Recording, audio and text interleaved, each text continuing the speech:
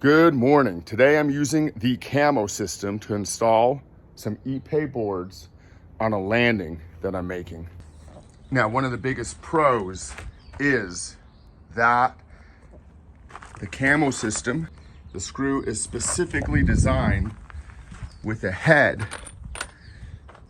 that is sharp, and that head is designed to bore through the decking material, in this case the Ipe, which is a very hardwood, and it has no trouble doing that, as you can see here. Here's the hole. Sometimes it just lightly scuffs the board next to it, but a light sanding can resolve that.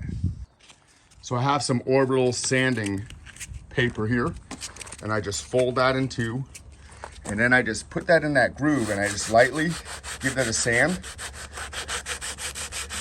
and look at that.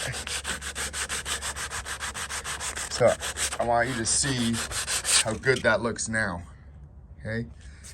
That marring, that ever so slight marring that was next to it on the board is gone.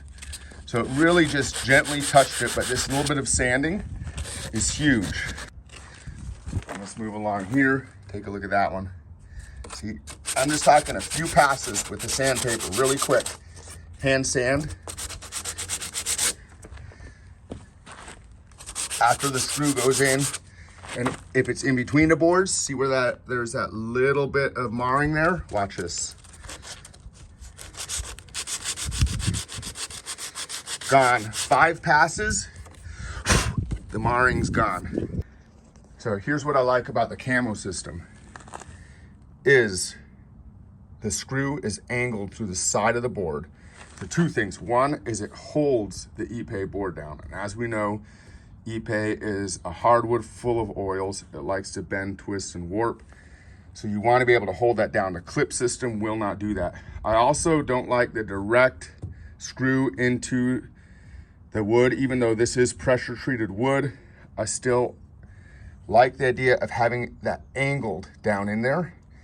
I believe it's more water protection for the understructure. And it holds that Ipe down really nicely. So I could see a lot of benefits to the Camo. The only thing is having that sandpaper, fold that in 2 and just lightly sand over the areas where the screw goes in. Another very important thing to consider when using the Camo system is the size of the screw.